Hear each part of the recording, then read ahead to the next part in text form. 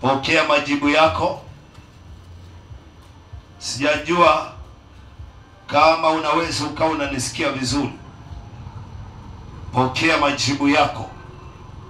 Pokea baraka zako kwa jina la Yesu.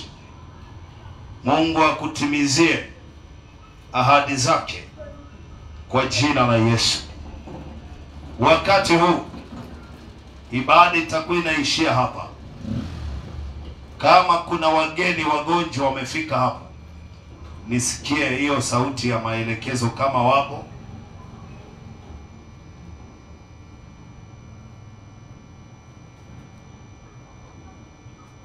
Kama kuna wageni wamefika katika kusanyiko hilo na wamekuja kwa ajili ya kuombewa, sijasikia.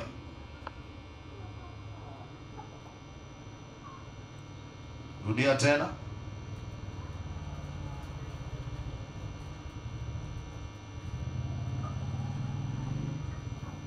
Mungu wa utukufu awatukuze.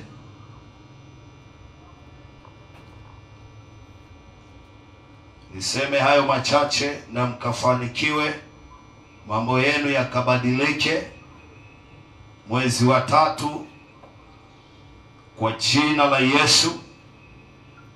Ukawe tu ni mtu kila unakoenda unafanikiwa, kwa sababu kuna mtu wewe unasimama naye. Milango ya chuma na ikafunguke, madirisha na yakafunguke, kila baraka zilizokuwa zimechelewa na zije sasa kwenye maisha yako kwa jina la Yesu. Mungu awafunike na watunze ninapotoweka hewani. Mungu akubarikini sana na akastawishe maisha yako katika jina la Yesu. Mtu mmoja tu anaweza akasema amina.